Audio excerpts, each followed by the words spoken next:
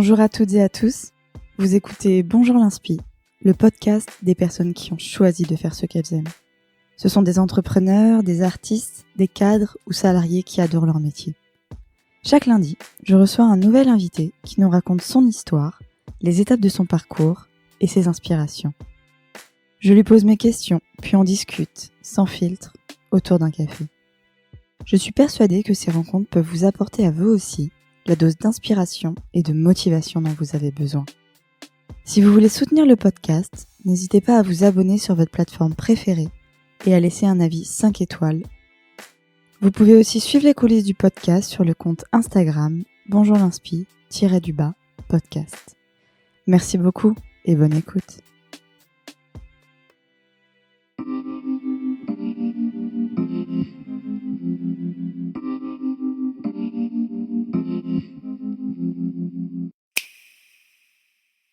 Bonjour Hector Balas. Bonjour Cassandra. Merci beaucoup d'avoir accepté mon invitation sur le podcast et merci de m'accueillir dans tes locaux chez Impala. J'en profite aussi pour remercier Svenia qui m'avait conseillé de t'inviter sur le podcast et qui nous a mis en relation, donc j'en profite si elle écoute le podcast. Donc voilà, je suis hyper contente de t'avoir, on va pouvoir parler plein de choses. Déjà, premièrement, est-ce que tu peux un peu te présenter pour les auditeurs, ton parcours jusqu'à aujourd'hui ? Oui, grand plaisir. Alors, pour petite rétrospective de mon parcours d'entrepreneur, j'ai 26 ans, j'ai lancé Impala à 22 ans. Je n'étais pas encore diplômé de l'ESSEC. Si je reviens rapidement dessus, c'est un peu comme ça que j'essaie de le définir, mais globalement, j'ai l'impression que Impala, c'est une sorte de manière pour moi d'exprimer ce que j'ai pas pu exprimer quand j'étais petit, à savoir une sorte de catharsis de mon histoire. C'est-à-dire que quand j'étais au collège, j'étais à Paris, dans un collège qui était plutôt pas mauvais, où j'étais premier de la classe, j'avais 15-16 de moyenne à tous les trimestres, ça se passait super bien, et à partir de la quatrième, début de l'adolescence, ça a commencé un peu à chuter, et d'un seul coup, je commençais à perdre le contrôle de ma scolarité. Je comprenais plus vraiment ce que je faisais là, à quoi ça servait, etc., et je passais de premier de la classe à quasiment dernier, avec 8-9 de moyenne en première, où tous mes profs m'ont gentiment expliqué que, de manière générale, l'école c'était pas fait pour moi, que travailler c'était pas fait pour moi, que les études c'était pas fait pour moi, et que de toute façon, j'y arriverais jamais. Et ce qui était intéressant, c'est que ma manière de réagir là-dessus, c'était pas je vais me morfondre, je vais arrêter d'agir parce que je les crois bêtement, c'est que je l'ai pris un peu comme une sorte de défi personnel, en mode je vais essayer je vais leur montrer qu'ils sont tous torts, quoi. Je me suis pas mis à bosser pour autant directement, hein. J'ai juste fait en sorte de passer entre les mailles du filet, je suis devenu délégué pour pas me faire virer en première terminale, j'ai mis en place plein de petits systèmes pour juste éviter de me faire virer, et finalement j'ai eu mon bac avec 10,3 de moyenne. Et là aussi, même dynamique, je vais leur montrer que je peux le faire, je vais rentrer dans une prépa, je vais tout casser, je vais rentrer dans la meilleure école possible et je vais emprunter de l'argent pour créer ma boîte. Bon, au final je l'ai pas fait, mais en tout cas cette impulsion et donc retrouver du sens derrière, c'est ce qui m'a permis de repasser de 8 de moyenne à première de la classe à nouveau et à rentrer à l'ESSEC donc 2 ans plus tard, où je me suis retrouvé dans un nouvel environnement qui, il a ses problèmes, il est parfois un peu hypocrite, mais il est rempli d'opportunités. Et j'ai retrouvé ce que je cherchais, non pas dans le monde éducatif, à proprement parler de l'ESSEC, c'est-à-dire les cours, le curriculum, etc., mais plutôt dans le parcours associatif. Donc, je suis devenu président du BDE, je suis parti en voyage humanitaire en Bolivie, je suis énormément investi dans plein d'assauts différentes, etc. Et pendant ces études-là, moi, il y a plusieurs choses qui m'ont un peu marqué. Le premier point, c'est que j'ai compris progressivement que ce qui m'intéressait, c'était pas tant le business pour le business, donc le management pour le management, c'était plutôt comment est-ce que je pouvais répondre à un véritable problème qui me touchait. Et le deuxième point que j'ai constaté, c'est à quel point, en fait, la majorité des gens qui étaient là n'avaient aucune idée de pourquoi ils étaient là. Et qu'en fait, ils avaient emprunté le chemin qui était déjà prédestiné pour eux. Quand t'es bon au collège, tu vas dans un lycée général, quand t'es bon dans un lycée général, tu vas en prépa, quand t'es bon en prépa, tu vas à l'ESSEC. Je simplifie à fond, mais c'est un peu l'idée. Et en fait, je me retrouvais avec plein de gens qui étaient super intelligents, qui étaient super, mais qui avaient aucune idée de pourquoi ils étaient là. Et en fait, à la sortie de l'ESSEC, après un moment où tu t'es obligé de réfléchir parce que t'as plus le choix. Il y avait plein qui ont commencé à réfléchir, à tourner en rond. Et là, il y a eu 2 options possibles. Il y a les premiers qui sont complètement braqués parce que ce qu'ils allaient constater en termes de conclusion, ça allait contre tout ce qu'ils avaient cru jusqu'à aujourd'hui. C'est en fait, leur vocation, c'était pas l'école de commerce, quoi. Et qu'ils allaient délégitimer les 40 000 euros qu'ils avaient mis sur ces diplômes. Tout ça, c'est la majorité des cas et c'est 60-70% de la promo qui sont partis en conseil en stratégie. Alors, je caricature un peu, mais en fait, pas tant que ça quand tu regardes les stats. Et dans l'autre cas, c'est ceux qui ont abouti leur réflexion et qui sont partis dans des voies X, Y ou Z qui n'ont parfois rien à voir avec le système. Et en fait, ce que je constatais, c'est que le choix du non-choix nous empêche tous de se poser sur nous-mêmes et en fait les études ont tendance à nous déconnecter de qui on est. Paradoxalement, alors qu'on n'arrête pas de dire en faisant des grandes études, tu procrastines à fond, puis c'est quand on a fini tes études que tu te poses la question. Et en fait, ce qu'on constate, c'est que quand on l'a jamais fait de sa vie, quand on a 25 ans, et donc nos schémas cognitifs sont pas du tout développés pour prendre des décisions, en fait, on sait juste plus le faire. Et en fait, quand je disais qu'Impala c'était une catharsis, c'est que ce que j'ai constaté en faisant cette rétrospective, j'ai pas constaté ça progressivement, c'est que Impala c'était pour moi une manière de redonner du sens à l'école. C'était travailler sur la question de l'orientation en tant que donner du sens à L'orientation de l'action, c'est l'intention de l'action. Pourquoi est-ce que je fais ce que je fais? Moi, ça fait vachement écho à mon parcours aussi. C'est vrai que je trouve que dans les études, on a du mal, dans la scolarité en général, hein, que ce soit les études supérieures ou pas, c'est qu'on a du mal à savoir un peu ce qu'on fait là. En général, comme tu dis, c'est qu'on suit un petit peu la voie toute tracée qui est pour nous. Donc, si on n'a pas de super bonnes notes, on va nous dire faut faire un BEP, un CAP ou un bac pro. Et si on est bon, on fait plutôt un bac général et après va faire des grandes écoles, donc fac de droit, école de commerce, prépa, etc. Et justement, c'est ce que tu dis, c'est que c'est plein de stéréotypes. Et toi, ce que tu as voulu, c'est justement déconstruire un peu tout ça, qu'on soit bon, pas bon, etc. C'est pas censé déterminer notre parcours plus tard. C'est un peu ça aussi que tu veux faire avec Impala. Alors en fait déjà ça veut dire quoi être bon ou pas bon? Tu vois, à l'école, quand on n'a pas la moyenne ou qu'on a juste la moyenne, on dit non, un peu comme on t'a dit, t'es pas fait pour les études, donc fais des études courtes ou quoi. Après, je fais exprès de rester dans le stéréotype, mais c'est un peu ça. En fait, je t'ai posé la question intentionnellement parce que c'est une vraie question. C'est est-ce qu'on considère que les notes c'est représentatif de ce que tu vaux à un moment donné ou pas? Et en fait, si tu acceptes que les notes c'est une bonne manière d'évaluer quelqu'un à un moment donné, tu peux dire que en fait, ça devrait être un outil d'orientation en tant que tel. Et si tu considères pas que ça l'est, parce que les notes, ça représente finalement une forme d'intelligence à un moment T donné, et c'est plus, si tu fais l'analogie avec le monde de l'entreprise, c'est un bilan, mais t'as pas le compte de résultat. C'est très violent comme métaphore, mais tu as un peu l'idée. Et du coup, non, a priori, c'est pas une bonne manière d'évaluer. Et donc, à partir du moment où c'est pas une bonne manière d'évaluer, dire que le mec est mauvais parce qu'il a 15 de moyenne, ou qu'il a 14 de moyenne, ou qu'il a 12 de moyenne, ou qu'il a 8 de moyenne, ça veut pas dire grand-chose. Donc, ça veut pas dire qu'il faut le négliger, parce que c'est un outil comme un autre. Mais oui, c'est pas le cœur du bidou. Toi, quand tu as un peu dit ce genre de choses, quand tu as commencé un petit peu à décrocher ou à pas trouver de sens à ce que tu faisais et que tu avais des moins bonnes notes, on t'a dit que tu n'étais peut-être pas fait pour ça. Et toi, au contraire, tu as pris ça comme un défi, tu t'es relevé et tu as réussi à faire quelque chose de bien. Alors que je suppose qu'il y a plein de jeunes, parce que surtout qu'on est hyper jeunes quand même à ces moments-là, qui sont un peu cassés par le système. T'en penses quoi, toi, de ça? Je pense que de manière générale, quand tu es adolescent, et que quelqu'un te dit que t'es nul, en fait tu le prends. T'as pas le recul nécessaire pour rejeter l'information, pour dire attends celle-là elle est bien, celle-là, pour bien trier quoi. Et alors après par contre tu le prends différemment. Autant j'ai réussi avec une forme d'esprit de contradiction à leur dire ouais ils ont tous tort, je vais leur montrer etc. Je pense que ça a créé des traumas en moi et aussi une volonté encore plus forte parfois de faire des choses, d'être toujours en mouvement, de jamais se poser quoi. Juste ma manière de réagir était une forme de violence en retour. Je leur montrais qu'ils ont tous tort, je suis plus fort, blablabla, mais que ça a laissé des séquelles. Et effectivement, une autre manière de réagir, c'est de se dire, de le prendre vachement plus personnellement, mais du coup de développer une forme de sensibilité que moi j'ai complètement rejetée pendant mon parcours. De toute manière, quand t'es ado, t'es obligé de le prendre. Enfin, tu le prends en fait, parce que c'est des adultes qui te parlent, tu les respectes un minimum parce qu'ils sont censés être les sachants, ceux qui savent et ceux qui te transmettent. Donc leur mot a beaucoup d'impact. Et justement, je trouve que quand on s'oriente, j'ai l'impression, en tout cas moi c'est un petit peu mon vécu et le vécu de mon entourage, c'est que justement on s'écoute pas soi-même et on n'arrive pas trop à se connaître soi-même et qu'on écoute justement plutôt l'entourage, donc ça peut être la famille, les profs, les conseillères d'orientation, etc., qui nous disent par rapport à tes appétences, par rapport aux matière que t'aimes ou je sais pas, tu vas aller dans cette voie et on n'apprend pas à l'élève en tant que personne à réfléchir lui-même sur son orientation, ce qu'il aime, ce qui fait sens pour lui. T'en penses quoi de ça et comment vous faites chez Impala pour remédier à ça et pour mettre un peu l'élève au cœur de son orientation? Alors qu'est-ce que j'en pense? J'en pense du mal. Initialement, je suis complètement d'accord avec toi. C'est assez marrant. Il y a un papier de recherche qui est sorti il y a quelques années et qui faisait une corrélation entre l'empathie et le nombre d'années d'études. Paradoxalement, en fait, c'était un diagramme en croix. C'est-à-dire que plus tu faisais des études longues, moins tu avais d'empathie. Ça montre pas qu'il y a une relation de causalité, ça montre juste que, a priori, plus tu grandis et plus tu fais des études, donc plus tu réfléchis, plus tu apprends, en fait, plus tu te déconnectes de qui t'es. Et donc plus tu te mets de côté. Et ça, je trouve que ça fait un peu peur. Alors, du coup, qu'est-ce qu'on fait, nous, par rapport à ça? Alors, il y a plusieurs choses. Déjà, on essaie de voir la question de l'orientation, non pas sous un angle informatif. C'est pas, je vais te donner de l'information pour que tu puisses prendre une décision, mais c'est plutôt sous un angle éducatif. On va te donner les billes, on va utiliser des stratégies maïotiques pour que l'information, elle vienne pas forcément de nous, mais elle vienne de toi. C'est-à-dire qu'on va te poser des questions pour que ça émerge de toi-même. Et en fait, à partir du moment où tu prends l'orientation sous un angle éducatif, en face de toi, l'apprenant, c'est celui qui va être éduqué, il est dans une dynamique où il est acteur. Alors, tu peux pas apprendre si tu es passif. Tu peux emmagasiner l'information, oui, en apprenant par cœur et bêtement. Tu peux pas apprendre véritablement et s'ancrer, prendre conscience d'eux. Et donc, je dirais que la raison pour laquelle on essaie de faire ça, comment est-ce qu'on essaie de le faire? C'est en utilisant des stratégies éducatives et donc pédagogiques. Et pourquoi est-ce qu'on essaie de le faire? Parce que justement, ce qu'on a constaté, c'est qu'on s'arrêtait à des ados qui ont ont 15 ans. L'orientation, c'est un sujet qui est extrêmement complexe, qui est extrêmement vaste, qui est à l'intersection entre la psychologie pour la connaissance, la confiance, l'estime de soi, la sociologie pour la prise en compte de ses influences sociales, les compétences de documentaliste ou de journaliste pour trouver, traiter, synthétiser l'information, enfin juste une connaissance totale du monde académique et professionnel d'aujourd'hui et jouer des compétences de prophète pour lire l'avenir. Et donc demander à un gamin de 15 ans de tout appréhender sans lui donner une seule bille pour les comprendre, c'est un peu absurde. Oui, l'objectif, c'est de le rendre acteur de son propre parcours, parce que l'orientation, c'est beaucoup d'empowerment, c'est beaucoup de tu te donnes les billes A pour qu'il puisse prendre une décision. Et pour ça, le voir sous un angle éducatif, la vision que tu donnes à la question de l'orientation oriente énormément tes actions, quoi. Et du coup, dans le concret, ça se passe comment ? Vous accompagnez des étudiants de quel âge à quel âge ou... On travaille avec eux de 13 à 17 ans, donc c'est plutôt des collégiens et des lycéens. Tu dis écoliers, ils vont criser. Ouais.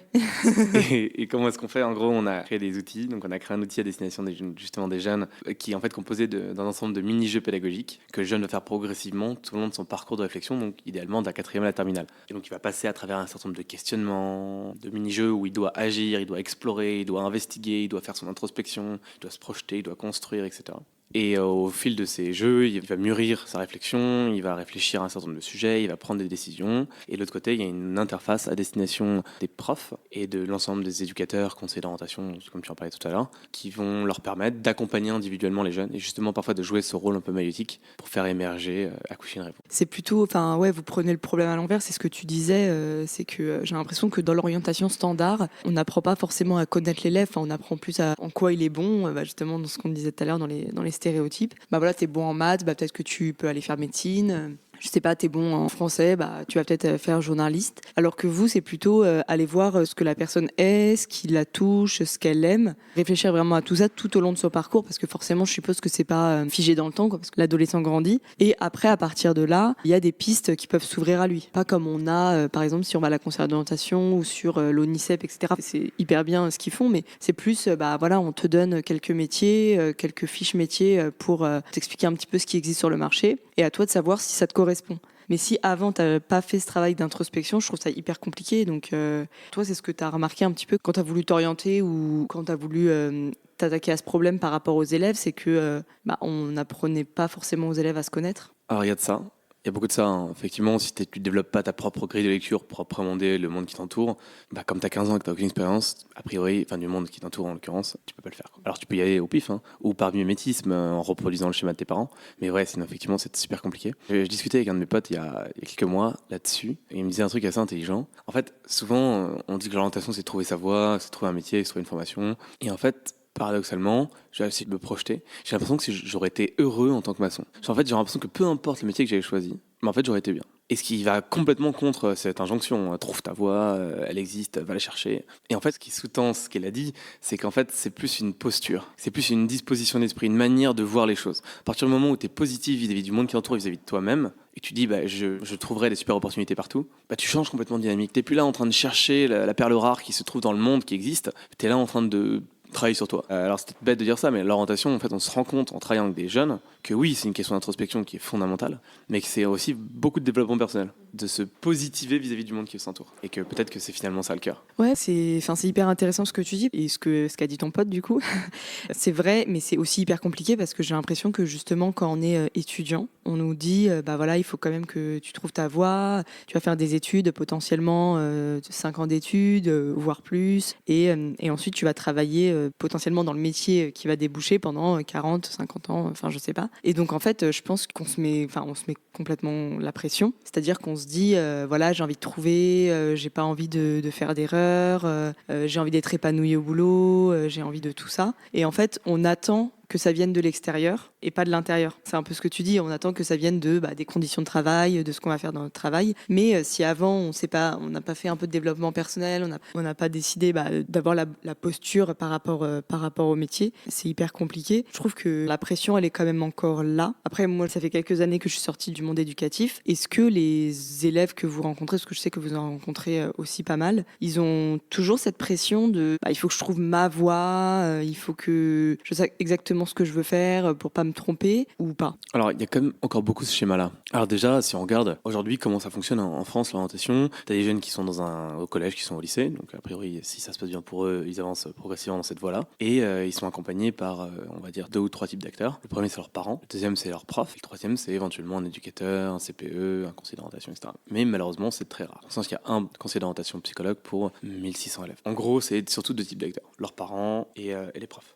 Les profs, dans la majorité des cas, mais c'est pas le cas pour tout le monde, c'est des gens qui étaient au collège et au lycée, puis après ils sont entrés à la fac, puis après ils sont tournés à l'école. Du coup, en fait, ils connaissent majoritairement le prisme de l'école. Alors, c'est pas le cas pour tout le monde, heureusement, mais en tout cas, c'est le cas pour beaucoup de gens. Et en fait, quand tu es à l'école, qu'est-ce qui se passe? C'est que tu as les grandes vacances, puis tu as la rentrée scolaire. On va te donner ton planning, donc on va te donner ton emploi du temps, on va te dire tu t'y insères. Quand tu es collégien, lycéen, t'as pas ton mot à dire. Quand tu arrives à la fac, tu commences à un peu moduler les trucs, mais ça reste pas dingue non plus. Enfin, tu subis vachement. Tu as un cours magistral où tu dois pointer, tu as un TP, tu dois pointer. Tu n'es pas libre, quoi. Tu te dis voilà ce que tu dois apprendre, voilà ce que tu dois faire, voilà ton mémoire que tu dois rédiger, voilà la thèse que tu dois faire. Puis après, tu changes de dynamique. Et là, tu arrives dans une école où en fait, tu rebelotes. Tu arrives après 2 mois, tu as ton emploi du temps qui t'est donné. Éventuellement, tu peux moduler davantage, mais tu as quand même ton emploi du temps, relativement peu de liberté, etc. etc. Et en fait, tu n'as pas cette culture de je façonne l'environnement à mon image. En fait, tu as beaucoup la culture de voilà comment il est et voilà comment je dois l'accepter. Alors j'ai quelques variables que je peux ajuster, mais pas grand chose relativement. Et en fait, ça donne pas une bonne image du monde professionnel, d'un monde professionnel que tu peux façonner. Et dans l'injonction trouve ta voie, t'as beaucoup cette injonction à t'insérer dans quelque chose qui existe déjà. Trouve quelque chose qui existe. Versus construis ton propre environnement, construis ta propre route, construis ta propre trajectoire professionnelle, etc. Et du coup,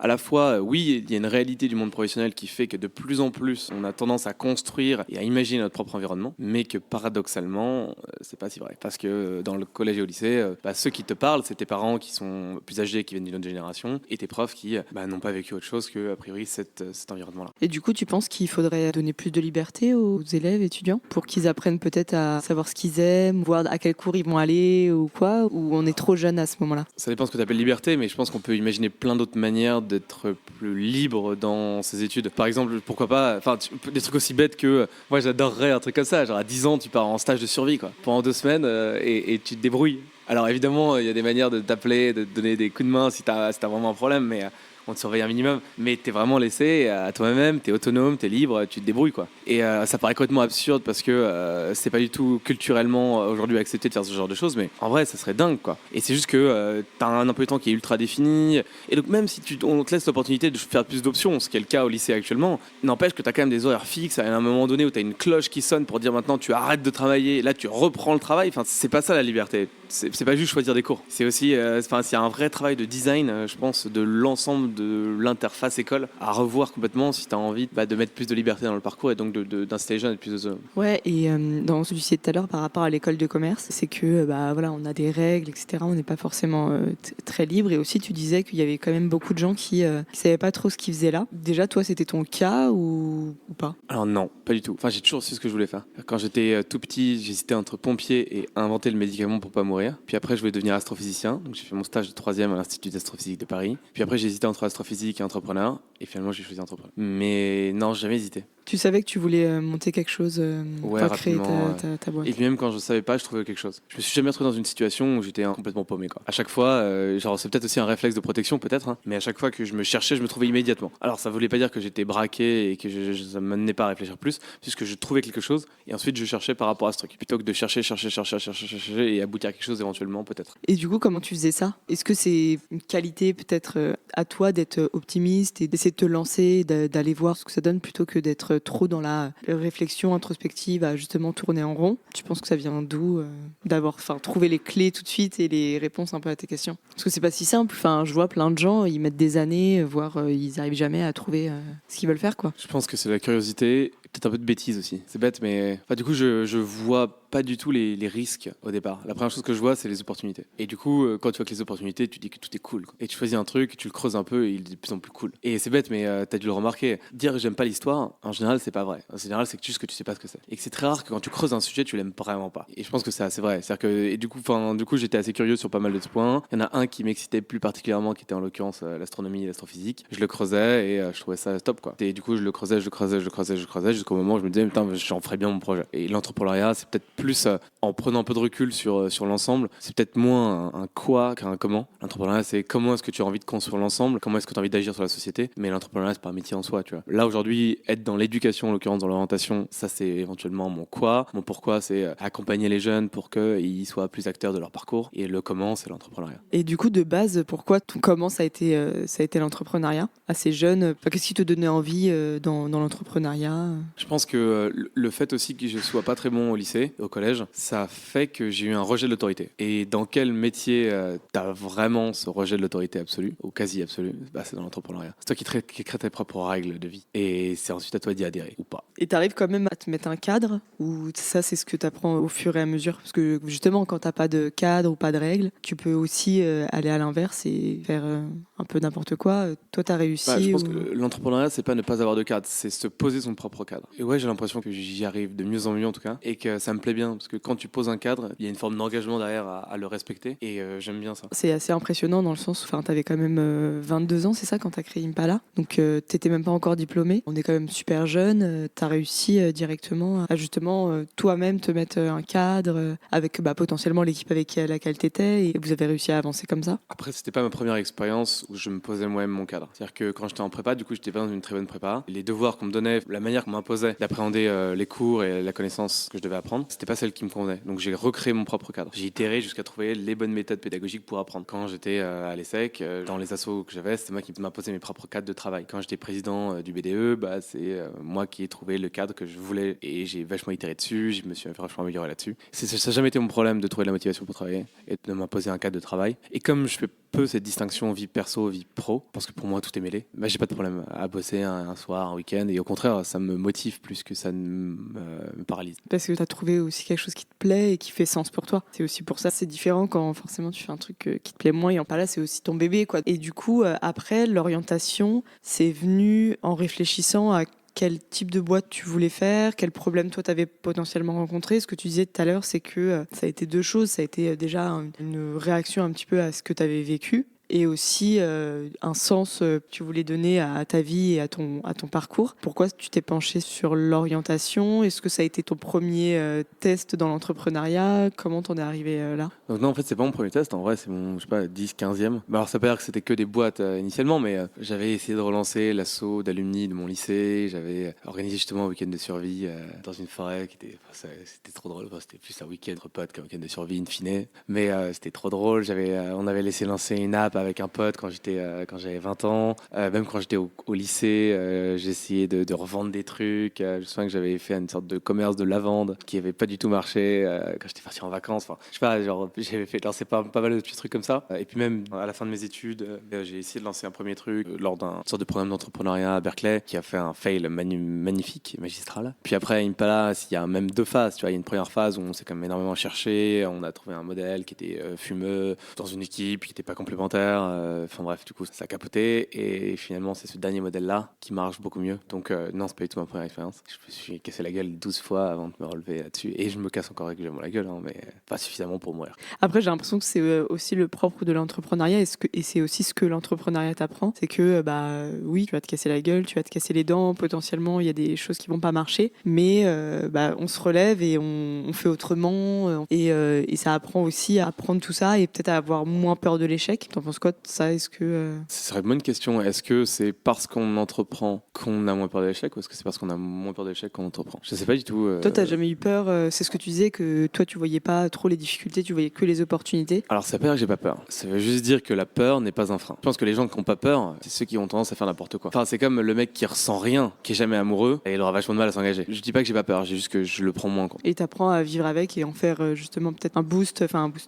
pour aller plus loin. Et par exemple, est-ce que moi en fait j'ai remarqué que au-delà des étudiants, donc que ce soit collège, lycée et études supérieures, j'ai l'impression qu'il y a aussi cette recherche de notre voie un peu plus tard, justement à la sortie des études, ou 2-3 ans après, quand on a eu notre première activité, ou 5 ans, enfin un truc comme ça. Et toi, est-ce que tu as un regard là-dessus, justement? Bon, je pense que c'est parce qu'on ne nous a pas appris à faire ça quand on était plus jeune, mais est-ce que tu as des conseils potentiellement à donner à des gens qui sont dans cette situation, mais qui sont plus forcément à l'école, et comment apprendre à peut-être un peu se reconnecter à soi-même et apprendre à savoir vers où on veut aller? Je pense que un conseil que je pourrais donner, c'est de prendre le temps. Parce que c'est quand même assez compliqué comme question. Et souvent, on se dit, enfin, il y a beaucoup de gens, par exemple, qui sont en reconversion professionnelle et qui refusent de démissionner, de peur de plus rien avoir. Du coup, en fait, ils bossent, et ils se disent, je vais y réfléchir le soir. Mais le soir, toi, t'es claqué. T'as pas envie de réfléchir sur toi, de regarder la télé ou je ne sais pas quoi, ou de prendre un verre. Résultat, tu te couches et le lendemain, c'est pareil. Et régulièrement, quand t'es bourré, tu quittes avec tes potes en disant, putain,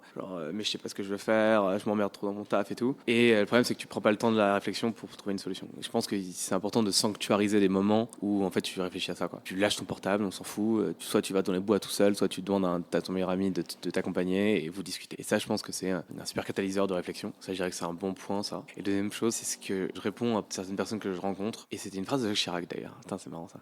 C'est une phrase de Jacques Chirac, c'est le bon moment pour en parler. Que quand on lui demandait comment est-ce que tu es devenu président, il répondait mais en fait j'avais envie. Et souvent en fait c'est ça. La première étape et la plus dure, c'est de se dire je vais arrêter, je vais commencer. En fait le plus dur c'est pas d'arrêter, c'est de se dire que tu vas arrêter. C'est comme la viande, c'est que tu dis je vais devenir végétarien. Une fois que tu l'as accepté, que tu le dis, d'un seul coup ça devient une réalité toi. Et souvent c'est ça. L'orientation c'est accepter de ne pas savoir, accepter d'être perdu, accepter que le travail il est pas bien pour toi et que tu as envie de changer et de le formuler. Et à partir du moment où tu l'as formulé, tout est plus simple. C'est vachement vrai. Enfin, je pense que c'est hyper dur de se dire bah voilà je vais arrêter, ça me plaît pas, etc. Mais une fois que tu te l'es dit, bah déjà tu l'assumes. Et après, tu mets les choses en place pour changer, quoi. Et aussi, pour revenir un petit peu à ce que tu disais juste avant, c'est que, c'est vrai qu'il y a plein de gens qui savent pas trop ce qu'ils ont envie de faire, mais ils restent dans leur boulot. Et je trouve ça hyper compliqué, en fait. Forcément, c'est ce que tu dis, quoi. Le soir, quand tu rentres chez toi après le boulot, t'es claqué. En plus, potentiellement, t'as pas aimé ta journée parce que t'es pas dans un taf qui te plaît. Donc, t'as qu'une envie, c'est de penser à autre chose et t'as pas envie d'aller bûcher sur potentiellement ton projet pro ou même perso. T'as qu'une envie, c'est de te décontracter. Merci pour ces conseils. Je pense que, beaucoup discuter, prendre le temps. Et peut-être un autre truc, c'est créer un momentum, créer un moment. Là, cet été, on est parti en Islande avec des amis et on est arrivé en haut d'un mont qui était magnifique, avec une vue à 360 degrés, une des plus belles vues qu'on a vues de notre vie. On était tous d'accord là-dessus. Et il y a un pote qui a proposé de fumer une clope parce qu'il avait envie. Et nous, on fume pas. Et pour rigoler, on lui a dit ok, mais c'est ta dernière clope, tu vois. Et en fait, grâce au moment qu'on avait tous ensemble, et ben en fait, il a acté sur le toit du monde que c'était sa dernière clope. Et après, il s'y est tenu. Il a arrêté. C'est fou. Et en fait, il y a le moment où j'accepte et je me dis, ok, je le fais. Et en plus de créer ce moment-là avec des amis, il n'y avait pas d'échappatoire portable, d'échappatoire XY. Enfin, on était juste là, en haut d'un mont, il n'y avait pas de réseau, il n'y avait rien, quoi. Et en fait, ce type de moment, je pense que c'est assez idéal pour prendre une décision, paradoxalement. T'es là, t'es dans un bon moment, t'as pris la décision, tu l'as actée et en plus, tu dois l'assumer aussi autour de toi. C'est vrai que c'est vachement intéressant parce que quand tu te dis au fond de toi, oh, je suis pas bien dans mon taf, ou même si tu te plains avec tes collègues ou avec tes potes, c'est pas pareil que le moment où tu vas dire, ouais, non, en fait, c'est bon, là, je démissionne, j'en ai marre. C'est un peu mauvais aussi parce que tu te mets un peu la pression, mais tu te dis ok, j'ai dit que je démissionnais, maintenant faut peut-être que je le fasse. Et du coup en fait c'est tout un moment où ok, j'ai pris cette décision, maintenant je l'assume et j'y vais. Et je pense que ça peut être que positif parce que si à un moment de toute façon t'as pris cette décision, après bien sûr faut réfléchir au pour, au contre, tu vois, un petit peu à quand même survivre financièrement, etc. Mais une fois que t'as assumé et que tu te lances, c'est que bénéfique, quoi. Surtout quand ça fait des mois ou un petit moment que t'as envie de changer de boulot. Après comme tu dis, prendre le temps de réfléchir et potentiellement soit partir en week-end, soit partir dans les bois, dans un endroit où soit tu vas être seul, soit tu vas être avec des gens accompagnés, mais des gens proches, pour réfléchir et pour faire le point à tout ça, quoi. Sur tout ça. Et peut-être pour revenir sur Impala et sur ce que vous faites, est-ce que l'éducation nationale dans son ensemble vous suit ? C'est-à-dire que, j'ai l'impression que, en tout cas, il y a quelques années, que l'éducation nationale était quand même assez...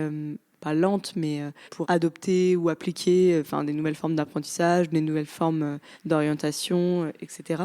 Est-ce que vous arrivez à vous faire entendre auprès des écoles, auprès des établissements ? Comment ça se passe ? Alors, on arrive beaucoup mieux à se faire entendre des établissements que d'éducation nationale. Et aussi, on essaye beaucoup plus. C'est-à-dire qu'en fait, on a testé en 2016, quand on a commencé à bosser dessus, en partenariat avec l'ONICEP et différents rectorats. Et en fait, ce partenariat d'expérimentation, il a abouti de manière positive sur la partie vraiment expérimentation pure. Sa partie pour partenariat, il est tombé à l'eau parce que c'était les élections. Et parce qu'en fait, il y avait une inertie extrêmement forte au niveau des académies, donc des rectorats. Et en fait, on se rendait compte que opérationnellement, c'était pas le bon interlocuteur. Qu'en fait, il fallait mieux qu'on travaille directement avec les établissements. Et c'est ce qu'on a commencé à faire. Et donc, on a reçu un super écho des établissements, des profs, des élèves. Mais on a arrêté de se focaliser sur les acteurs institutionnels, éducation nationale et rectorat, parce qu'on s'est rendu compte que ça n'était pas bénéfique pour l'impact qu'on avait sur les jeunes. pour le moment en tout cas. Ça veut pas dire qu'on va jamais le refaire. D'ailleurs, c'est ce qu'on est en train d'essayer de refaire. Mais maintenant, on n'est plus les petits genoux qui arrivent avec une idée. Là, on a un vrai outil qui marche, qui fonctionne, qui est déployé dans plusieurs centaines d'établissements. Et quand on va aller voir demain, c'est plus tout le même impact. On n'est plus en train de lancer une petite expérimentation pour savoir. On sait que ça marche. Donc maintenant, c'est ce qu'on a envie que ça marche à plus grande échelle. C'est plus des établissements et au contraire, c'est bien parce que ça vous fait aussi tester vraiment sur le terrain et après être peut-être aussi, ce que tu dis, voilà, vous êtes plus les petits genoux, vous êtes vraiment un peu plus convaincants, un peu plus formés pour après aller, pas attaquer l'éducation nationale, mais pourquoi pas aller se représenter pour faire des partenariats ou des choses comme ça. Et donc tu parlais d'une centaine d'établissements. Vous en êtes où là donc ça fait 3 ans, c'est ça que tu as fondé Impala ouais. Vous en êtes où aujourd'hui en termes d'équipe, au nombre d'établissements dans lesquels vous intervenez, etc. Donc alors aujourd'hui, on est dans plus de 200 établissements, collèges et lycées, dans 12 régions de France métropolitaine, en Corse et dans les dom-toms. On travaille avec plus de 45 000 jeunes maintenant. On est 23 dans l'équipe. Et non, et on est encore loin d'avoir réalisé notre objectif. On a encore plein de travail et on a encore plein de choses à faire et notre outil il est encore loin d'être parfait. Mais de plus en plus, on est à peu près clair sur là où il faut qu'on arrive. On arrive de mieux en mieux à positionner notre culture, l'environnement de travail idéal qui correspondrait à cette culture-là. On arrive plus facilement aussi à recruter des personnes super pour travailler avec nous sur ce projet, qui croient à fond à la vision, etc. On a beaucoup trop travaillé la vision, la mission. Enfin, on est en train d'essayer de mettre en cohérence et en résonance tout ça. Et on espère y arriver. Il n'y a pas de raison, et c'est ce que je te souhaite. Quand tu parles aussi des objectifs, donc c'est ça déjà, revoir un petit peu avoir un peu plus de clarté sur votre vision, etc. Et est-ce que vous avez d'autres objectifs pour l'année à venir ou les années à venir c'est quoi ta vision d'Impala? La mission d'Impala, c'est empower people to make conscious and coherent decisions. Et donc, si tu prends chacun des mots, en fait, ça formule une partie de ce qu'on fait. Mais j'ai dit people, j'ai pas dit student. On sait très bien que l'orientation ne s'arrête pas quand tu sors du lycée. Et c'est l'orientation tout au long de la vie. Et donc, comment est-ce que tu accompagnes derrière les jeunes adultes, puis les adultes. Et puis, j'ai pas dit French people, j'ai dit people. Donc ça veut dire qu'il y a un enjeu international aussi. Donc en fait, si tu résumes un peu dans l'idée, c'est comment est-ce que tu adresses toutes les personnes de 13 à 70 ans dans tous les pays du monde. Donc on a encore un peu de marge. Ouais, encore un peu de boulot, mais c'est top. C'est de beaux objectifs et en plus, ça donne aussi la motivation pour continuer à s'entourer d'une belle équipe, de bien bosser, potentiellement beaucoup bosser. Mais c'est cool. C'est ce que je te souhaite. On arrive pratiquement à la fin de notre échange. J'aime bien poser ces questions à la fin. Premièrement, est-ce que tu as des conseils à des gens qui aimeraient se lancer dans un projet entrepreneurial ou autre, qui hésitent ou qui savent pas trop Est-ce que toi, tu as des tips à donner à des gens pour qu'ils se lancent? Je pense que c'est les mêmes que tout à l'heure. Va dans une forêt, va dans un monde avec ton meilleur pote ou tes meilleurs potes et parle de ce que tu as envie de faire et acte que tu as envie de le faire. Si tu penses que tu es pas bien dans ton travail, alors oui, fais un budget, mais en vrai, arrête de bouffer hyper cher et arrête de prendre 3 pintes tous les soirs et réduis tes coûts. J'en sais rien. Enfin, c'est facile de réduire ses coûts au final. Et arrête ton taf. Et pose-toi pour réfléchir et choisis un truc qui te plaît plus. Donc construis ton taf si t'as pas envie de le choisir. Il y a plein de trucs sur internet pour se poser, des méthodologies d'introspection qui valent plus ou moins quelque chose, mais à la rigueur on s'en fout, peu importe la question, l'important c'est de se poser. En fait, je pense que vraiment la clé c'est prendre le temps. Lâche ton portable. Le portable ça empêche de réfléchir parce que ça t'interrompt tout le temps dans ta réflexion et qu'une réflexion sur soi c'est hyper dur. Non pas que ça soit si compliqué intellectuellement parlant, parce que ça n'est pas tant que ça en fait. Parce que ça parle de toi et que t'es tellement biaisé quand tu parles de toi que si t'as envie de moins l'être, faut que tu te concentres et faut que tu demandes à ton pote d'être honnête à ta place parce que tu le seras pas sur toi. Oui, et puis c'est aussi un peu ce que tu disais tout à l'heure, c'est que dès le plus jeune âge, souvent on nous apprend pas forcément à réfléchir sur nous, à faire justement cette introspection, etc. Donc là, en fait, on se confronte un petit peu à nous-mêmes et des fois, ça peut faire, pas peur, mais ça peut être déstabilisant. Il y a ça aussi. Et autre question, c'est savoir si toi, il y a des choses qui t'inspirent en tant qu'entrepreneur ou en tant qu'acteur, des livres, des films, des choses qui pourraient intéresser les auditeurs et les inspirer à dans ce parcours un peu de connaissance de soi-même ou s'inspirer pour se lancer dans ce qu'on veut faire.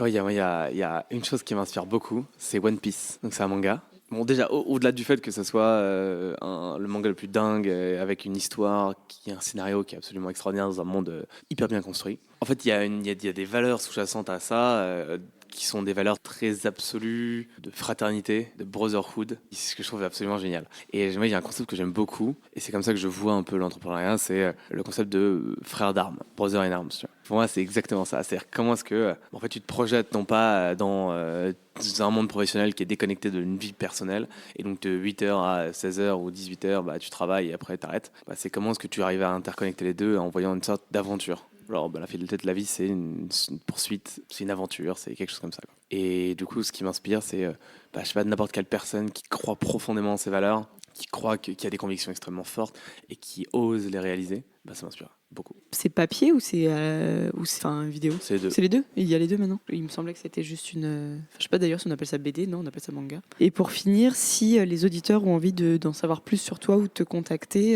ils font comment? Je suis vraiment pas très bon aux réseaux sociaux. Non, mais sur Impala, on essaie de répondre à toutes les demandes, surtout essayer d'exprimer, comme ça on pourra mieux répondre. Mais sur Impala, il y a plein de manières de nous contacter, c'est relativement simple. Bon, bah voilà. Bah, merci beaucoup Hector. Et bon courage pour la suite. Je te souhaite plein de bonnes choses et que tes objectifs se réalisent. Merci beaucoup. À bientôt.